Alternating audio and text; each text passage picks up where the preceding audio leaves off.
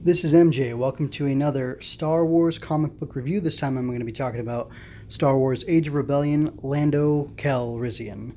And I'm going to go ahead and just give credit where credit is due. The story was written by Greg Pak. The art was done by Matteo Buffagni. The colorist was Tamara Bonvillain. Let's see, the lettering was done by VC's Travis Laneman. And the cover artists were two of them, Terry and Rachel Dodson. And you know what? I have to say an apology because I'm pretty sure the Leia cover from last review was not a recycled one, because I looked through the old Leia covers and it doesn't look like it was recycled, but it does look similar to this, and I think that's the Dodson's style. So I was calling back because I think they did the covers for those 5 Leias in the 2018, maybe 2017, 2018 run of those 5 Leia comics. So sorry about that. It wasn't copied art. It was just I could see their art in it. So I kind of judged it. I misjudged it. So apologies due there. Sorry, Dodsons. Although, to be fair, I wasn't criticizing the Dodsons' art. I was criticizing Marvel or Lucasfilm or Disney or whatever being lazy and not putting enough effort into the Leia book, which I might come back to that at the end of this review. Speaking of which, I do like the cover art. I kind of feel like it's a little bit too simple with just the white background, but it looks like that's what they're going for with all of these Age of Rebellion books. So I'm going to go ahead and accept it and just roll with it. But piece of art that I really did like was this interior page, which you can see a small version of it, but I'm going to zoom into it. I just want you to be able to take in the whole image because I just think it's really good.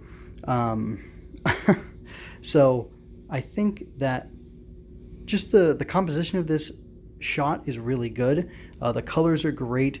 Lando and Lobot both look really good, and I love all the detailing in his cape, and it's funny, it kind of mirrors what's on the wall behind him, and I didn't notice that at first. I just saw it right now. But I really do, that was my favorite piece of art. I went through Blind again, and I looked at everything, and I picked that as the shot to go with, because I really enjoyed how it looks. I think it's great. Especially because I feel like it really captures who Lando is, and it captures Lobot too to a lesser extent, but I'm more focused on how it represents Lando, and it's just spot on. The colors seem to be done in a more classic technique where it's more blocks of color, especially in the background. Like this image that you can see now, only the person in the most foreground is barely colored in multiple shades, whereas everybody else is just simple monochrome and one color and black, and I like how that looks.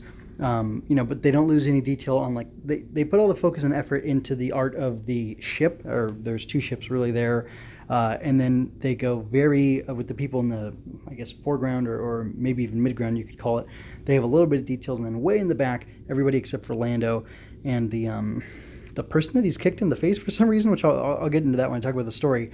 Like, they have the most detailed people in the background, or maybe they're midground, I don't know, but it's a very effective technique, and it reads very clearly and simply. I do have one complaint about the art, though.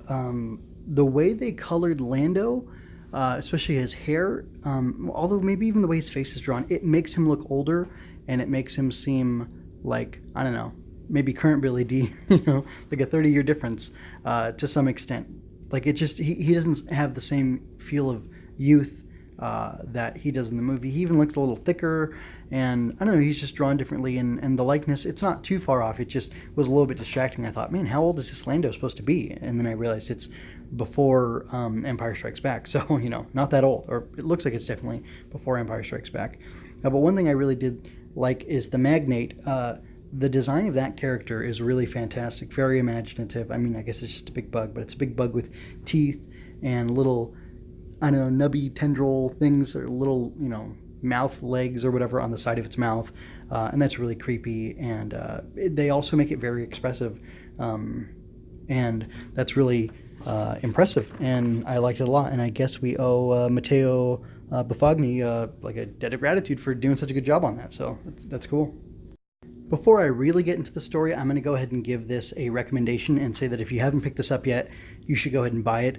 I am not going to spoil it, but I will I'll say what I liked about it so much. I liked about it, or what the thing I liked about it the most is how much Lando is struggling and how much you see him dealing with things. And he even points out, this seems a little bit too easy. And then there's a twist, and the issue, the mission, whatever, becomes more complicated, and he is able to resolve the issue. He's able to resolve the issue, and it's all rooted in who he is as his character, and that was really exciting. And I want this to be a prequel to, or I want this story to fall before Empire Strikes Back, so that we get a sense of why he did what he did when he basically sold out Han and the others.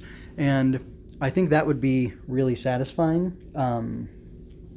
This has to be before then, because Lobot is silent, and the Charles Soule Lando series from a couple of years back explains how Lobot becomes unable to speak, or he becomes nonverbal. So yeah, this definitely does take place before then, and it shows who Lando is. Both the Charles Soule set of Lando stories, which are fantastic, and this one, which is actually really good, show who Lando is, and they show his true character, and they do a good job with that. And other than the fact, like, Lando isn't an action character, so I'm glad that the mission that he was on didn't involve a lot of action. Like, it looked too easy, and I was going to be disappointed because I thought it was going to be... I don't want to fall into the trope of saying what other people say about comics and how, Marvel does comics these days, but it didn't seem like it was going to feel very Star Warsy. And then one could argue that it didn't feel very Star Warsy because it was a little preachy, honestly, about money and how you get that much money and so on and so forth. But I'm not going to let the political agenda, I'm not going to let Greg Pak's socialist agenda bother me, because I think the story was really good overall. So I don't really have anything more to say about it other than it surprised me. I didn't think I was going to like it, but then I liked it a lot. And I was especially worried since that Leia comic that I read or reviewed last week was so not good that that maybe it was packed. But I have to say, I reiterate that I do not think the people who were working on that Leia one-shot, the Age of Rebellion Leia book, cared about Leia enough, or cared about the story enough that they were assigned to write for her or to create for her, because it wasn't very good. I would say, I think I already said this last week, but don't buy that one. The cover's fine. It's new. It's by the Dodsons, Lee and Terry. Is that right? Terry and Rachel Dodson. Anyway, so don't get that one, but get this one if you're interested. And I will have the Luke. I'll be doing the Luke review next, and I'm very excited about that.